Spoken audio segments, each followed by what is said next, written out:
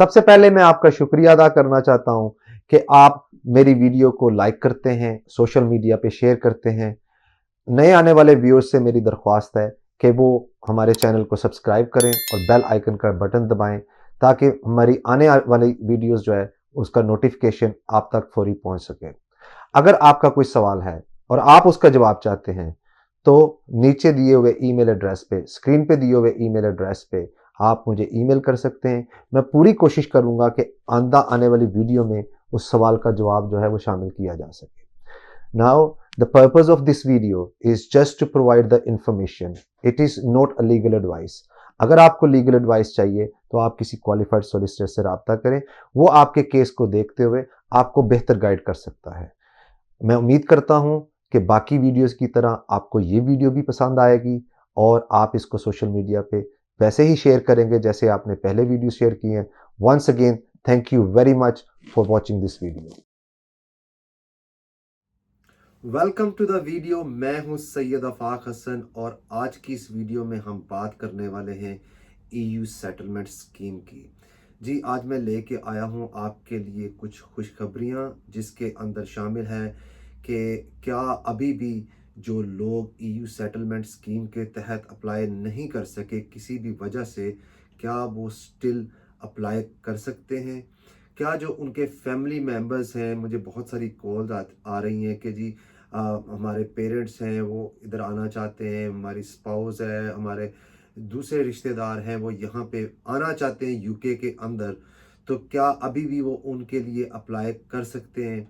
तो क्या जो लोग ऑलरेडी यूके में मौजूद हैं और वो डेडलाइन मिस कर चुके हैं जो कि 30 जून 2021 थी, क्या वो अभी भी अप्लाई कर सकते हैं, लेट एप्लीकेशन कर सकते हैं। उससे बढ़ के जो अहम मौजू होगा वो ये होगा कि वो अपना राइट टू वर्क कैसे दिखा सकते हैं यहाँ पे, क्योंकि 30 जून के बाद जो है वो इमिग्रेशन कंट्रोल उनके ऊपर आ जाता है।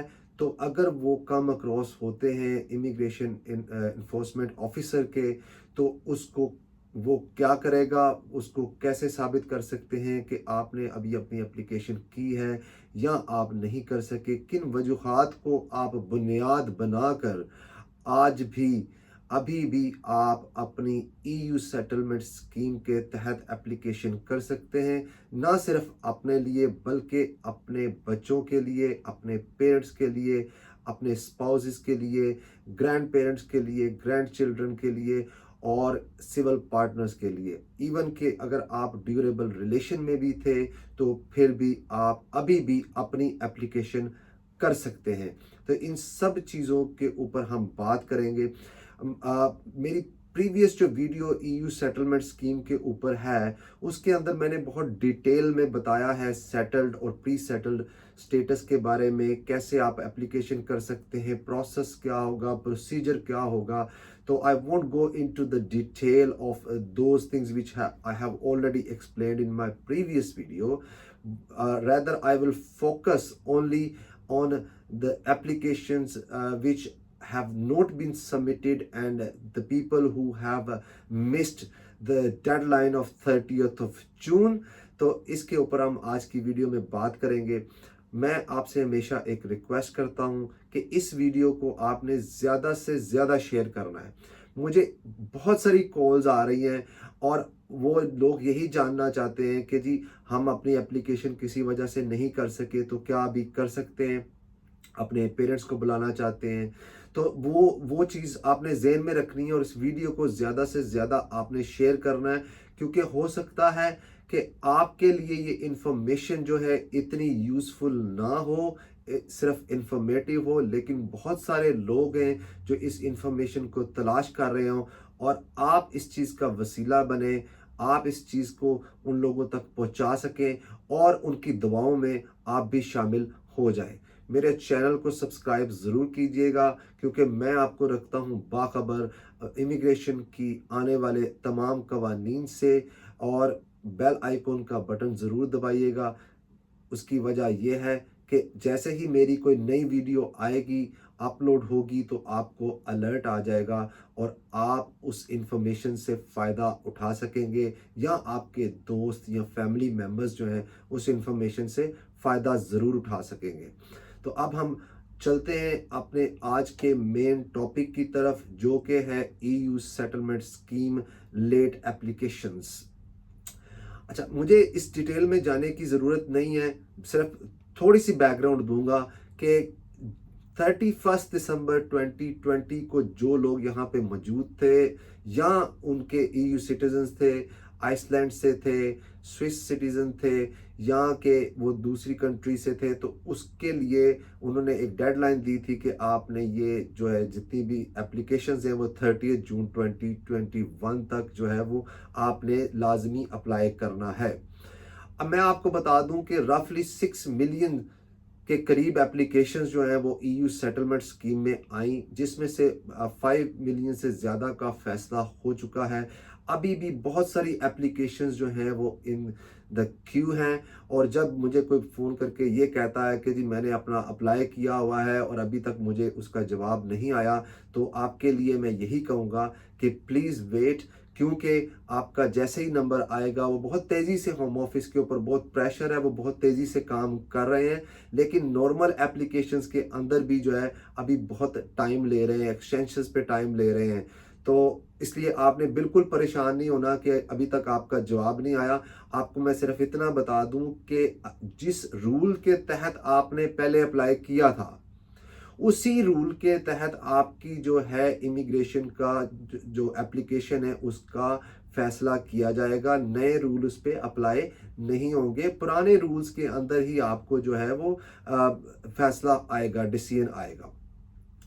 तो क्या आप अभी भी अपना एप्लीकेशन कर सकते हैं? जी बिल्कुल, होम ऑफिस ने ये अनाउंस किया अपनी पॉलिसी के अंदर कि as long you have a reasonable grounds for making a late application, तो आप उसके तहत अभी भी अपनी एप्लीकेशन कर सकते हैं।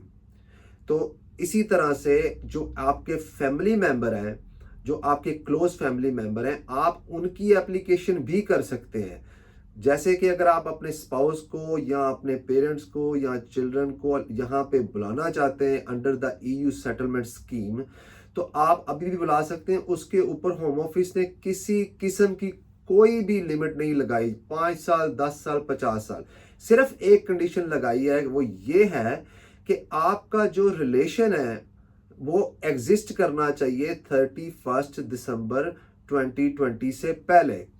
एज लॉन्ग कि आपका जो रिलेशन है वो एग्जिस्ट करता है, तो आप अपने फैमिली मेंबर्स की एप्लीकेशन आज भी कर सकते हैं, कल भी कर सकते हैं, 1 साल बाद भी कर सकते हैं। तो फैमिली मेंबर के अंदर जो लोग शामिल हैं, क्योंकि मुझे ये भी कॉल आती है कि जी मैं अपने भाई को बुलाना चाहता हूँ, कज़न मेरा वहाँ पे है, तो क्या देखें, जो एक्सटेंडेड फैमिली मेंबर वीज़ा था, जो जो under the EU settlement scheme था, वो ख़त्म कर दिया।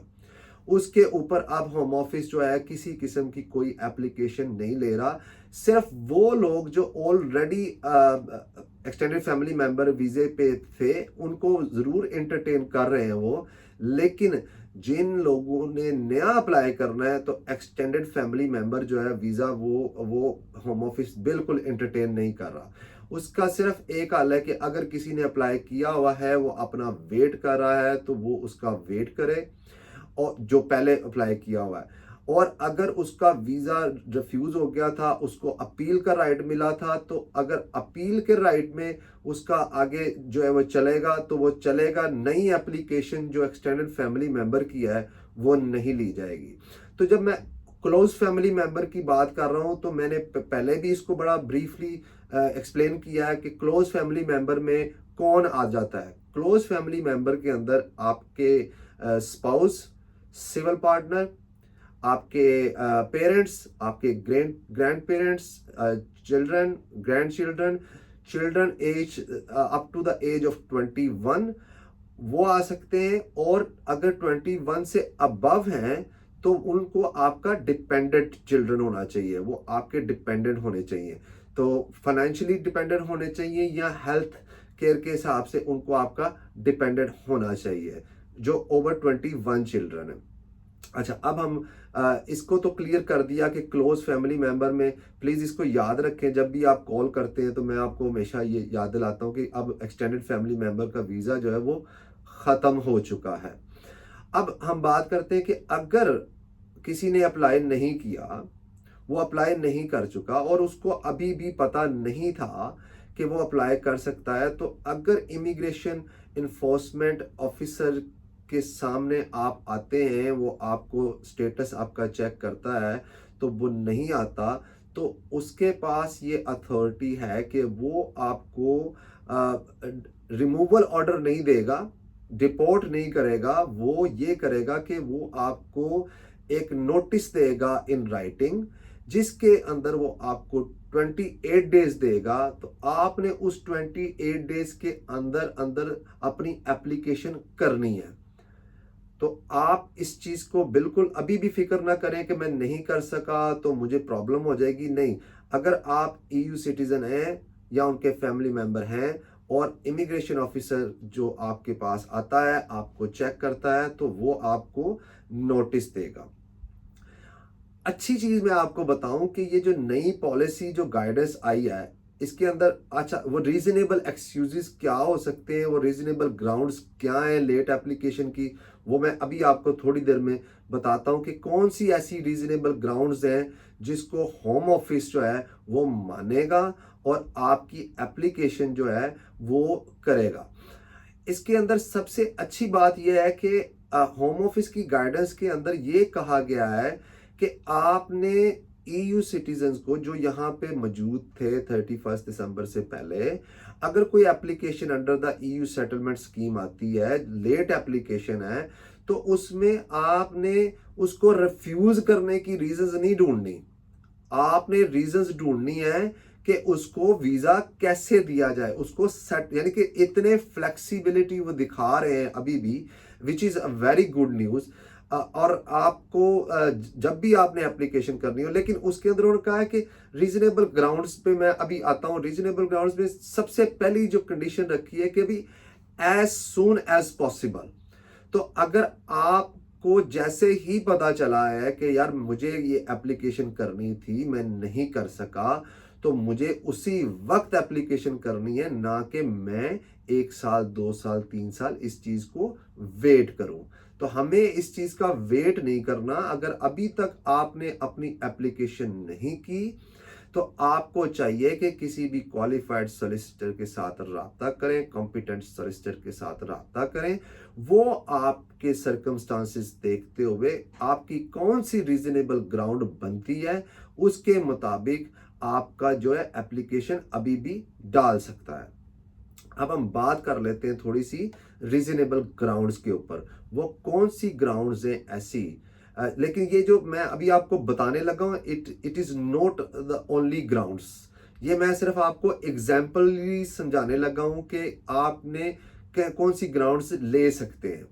सबसे पहले तो हम बच्चों की बात कर लेते हैं कि अगर कोई बच्चा अंडर 21 है और उसके पेरेंट्स ने या उसके लीगल गार्डियन ने या लोकल अथॉरिटी के पास उसकी रिस्पॉन्सिबिलिटी थी और वो अप्लाई नहीं कर सका, उसके पेरेंट्स ने उसका अप्लाई नहीं किया, लीगल गार्डियन ने अप्लाई नहीं किया, उसके लोकल अथॉरिटी ने अप्लाई नहीं किया, तो जब वो बच्चा जाता है अपना यूनिवर्सिटी के अंदर एडमिशन लेने के लिए और वो उसका स्टेटस देखते हैं, तो वो कहते हैं कि sorry you are now under the immigration control, तो आपको प्रूफ करना होगा। देन वो चाहे 2 साल बाद भी ये उसको पता चलता है या 3 साल बाद पता चलता है, he can still make an application under the EU settlement। वो ये कह सकता है कि मुझे पता नहीं था, मेरे पेरेंट्स ने जो अप्लाई नहीं किया था।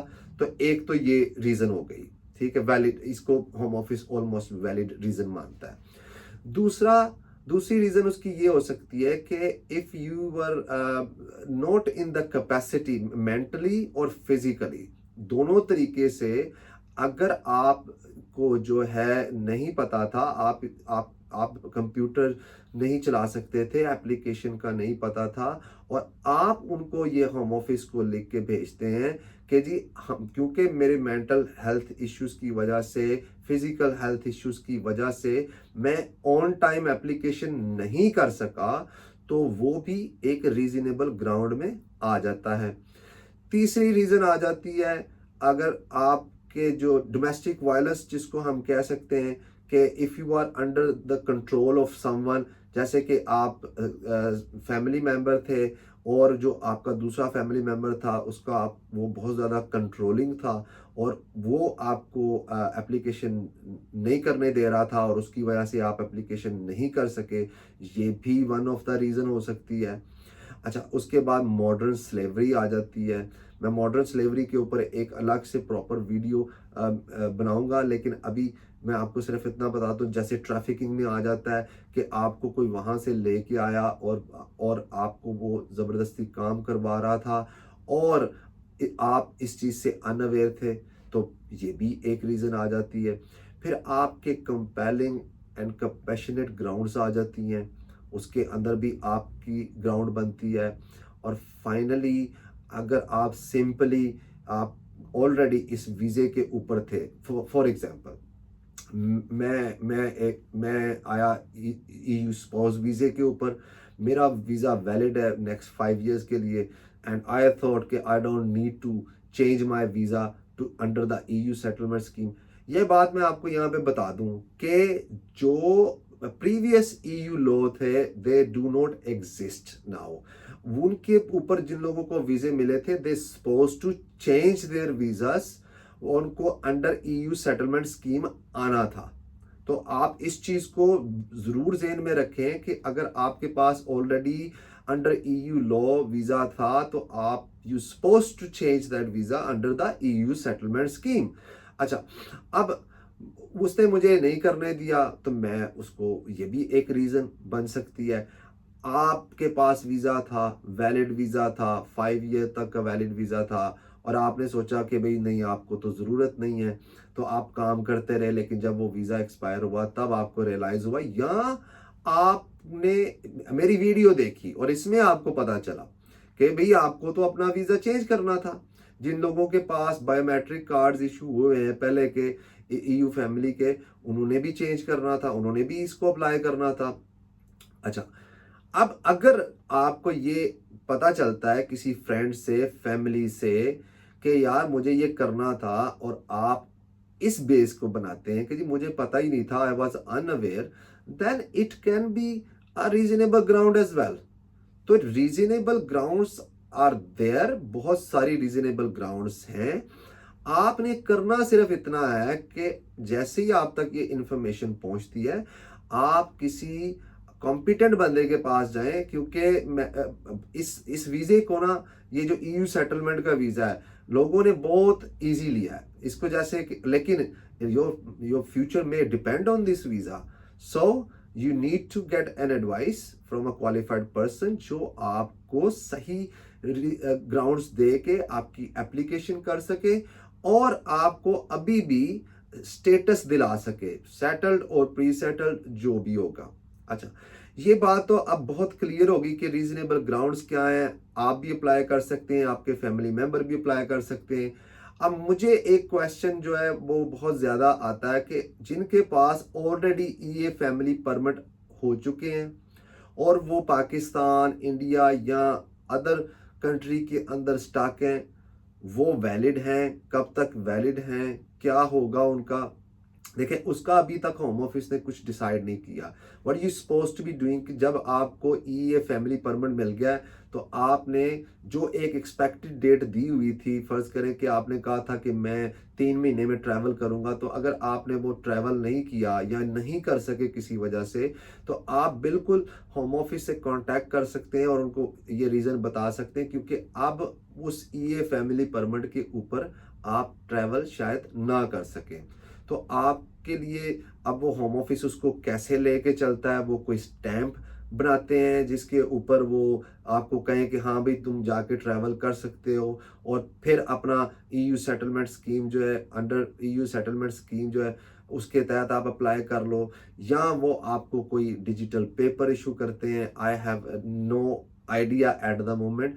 जैसे ही होम ऑफिस की जो पॉलिसी, इसके ऊपर जो ईए फैमिली परमिट इशू हुए हैं और वो लोग नहीं आ सके। One of the example is, जैसे किसी ने एक्सटेंडेड फैमिली मेंबर की एप्लीकेशन की थी, रिफ्यूज हो गई थी, और उसके बाद उसने अपील में जाके वीज़ा ले लिया। अब वो बंदा पाकिस्तान में स्टक है, इंडिया में स्टक है, या other part of the world stuck है, क्योंकि वो ट्रैवल नहीं कर सका, तो उसका क्या होगा?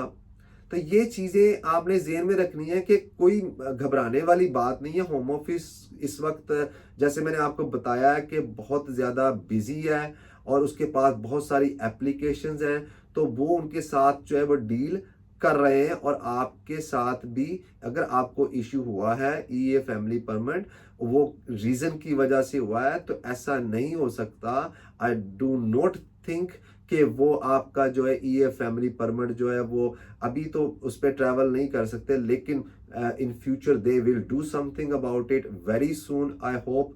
तो ये चीज़ भी आपकी मैंने अब क्लियर कर दी है, क्योंकि मुझे बहुत सारे कमेंट्स और क्वेश्चंस और फ़ोन कॉल्स आ रही थी, तो मैंने कहा ये चीज़ भी मैं इसके अंदर ही क्लियर कर दूं। अब फाइनली हम ये बात कर लेते हैं कि जो लोग यहाँ पे अभी मौजूद हैं, अगर वो फ्यूचर में एप्लीकेशन करना चाहते हैं अपने पेरेंट्स की, तो अगर वो विजिटर वीजे पे इधर आए हैं, तो देन आप उनका अप्लाई नहीं कर सकते, यूके के अंदर से नहीं कर सकते। उनको आपने अगर ईयू सेटलमेंट स्कीम का अप्लाई करना है, तो वो आउटसाइड कंट्री अप्लाई करें उनका, और उनको या तो ईए फैमिली परमिट आप अप्लाई कर सकते हैं। ईए फैमिली परमिट का जो होगा, ये जो नए इशू कर रहे हैं, उसके ऊपर वो ट्रैवल करके इधर आ जाएं, और इधर आके तो वो अपना विद इन 6 मंथ्स जो है, 4 मंथ 6 मंथ्स, वो उसको रिप्लेस कर लें under the EU settlement scheme. तो ये भी एक तरीका अभी तक चल रहा था। अभी देखते हैं कि होम ऑफिस की क्या पॉलिसी नहीं आती है। तो आपके लिए आज की वीडियो के अंदर जो मेरा, अच्छा, और एक और क्वेश्चन अभी मुझे याद आ गया कि हाँ, अगर आपने अपना राइट टू वर्क दिखाना है, आजकल राइट टू वर्क शो करना बहुत आसान हो गया हुआ है। वो ऐसे हो गया हुआ है कि अगर आपके पास अगर तो पहले बीआरपी था या डिजिटल नंबर था, तो वो एम्प्लॉयर जो है उसको ऑनलाइन चेक कर सकते हैं।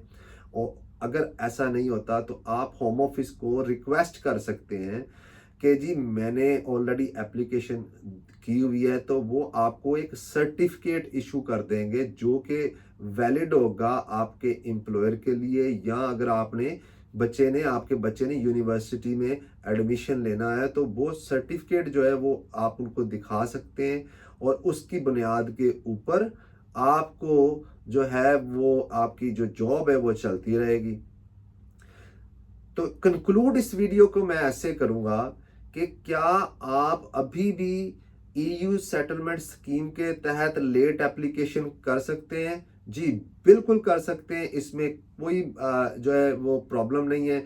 आपको सिर्फ रीजनेबल ग्राउंड्स के तहत उनको बताना होगा। जो मैंने रीजनेबल ग्राउंड्स आपको बताई हैं, आप बीमार हो सकते हैं, आपका बच्चा का नहीं अप्लाई हुआ, पेरेंट्स ने नहीं किया, और जो मैंने बाकी आपको कंट्रोलिंग बिहेवियर के ऊपर आपको बताया, डोमेस्टिक वायलेंस के ऊपर बताया, आपको मैंने मॉडर्न स्लेवरी के ऊपर बताया, अदर कंपैशनेट ग्राउंड के ऊपर बताया, आप अनअवेयर थे कि आपने अपना वीज़ा जो है वो चेंज करना था, तो ये सारी ग्राउंड्स जो है वो लेट एप्लीकेशन के लिए रीजनेबल ग्राउंड्स हैं।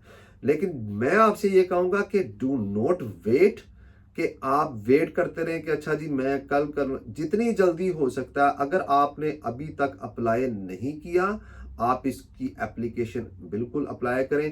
प्रोसीजर मैं ऑलरेडी आपको बता चुका हुआ हूँ कि आपने अपनी आइडेंटिटी दिखानी है, ठीक है। उसके अंदर यहाँ आप ऐप से कर सकते हैं, ऑनलाइन कर सकते हैं, पेपर एप्लीकेशन भेज सकते हैं।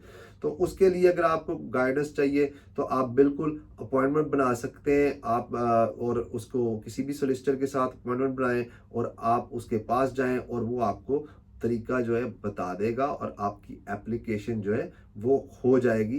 क्योंकि जो प्रीवियस ईयू लॉ थे, ऑब्वियसली उन्होंने उसको चेंज करके, तो ये जो डेडलाइन दी थी उसके अंदर हमने करना था, आप लोगों ने करना था, और if you couldn't do this for any reason, then at least you still have a time to apply for it. जहां तक बात रहा कि फैमिली मेंबर्स की बुलाने की, as long your relation existed before 31st December 2020, you can always bring them over here in the UK. अब आखिर में, वीडियो के आखिर में जो मैं आपको रिक्वेस्ट करता हूं वो यही है कि मेरे चैनल को सब्सक्राइब कीजिए, क्योंकि मैं रखता हूं आपको बाखबर जो भी यूके के इमिग्रेशन के कवानीन जो तेज़ी से बदलते हैं उसके बारे में मैं आपको अपडेट रखता हूं। आपको बेल आइकन का बटन दबाएं और इसका फ़ायदा ये होगा कि आपके पास फौरी अलर्ट आ जाएगा जैसे ही कोई मेरी नई वीडियो आएगी। और इस वीडियो को ज़्यादा से ज़्यादा शेयर करें। आप ऑलवेज करते हैं, लेकिन मैं आपको रिमाइंडर इसलिए देता हूं क्योंकि देखें, हो सकता है ये आपके लिए इतनी इम्पोर्टेंट ना हो, लेकिन पॉसिबली लोग इसको ढूंढ रहे हैं और मुझे कॉल्स आ रही हैं। तो ये वीडियो अगर आपके तवस्सुल से आप उसका एक जरिया बनेंगे तो उन लोगों की दुआओं में आप भी शामिल होंगे, आपके लिए भी दुआ होगी। तो बाकी मुझे दीजिए इजाज़त, मैं मिलूंगा आपको अपनी नई वीडियो में नए टॉपिक के साथ। तब तक के लिए अपना ख्याल रखिएगा। अल्लाह ने के बाद।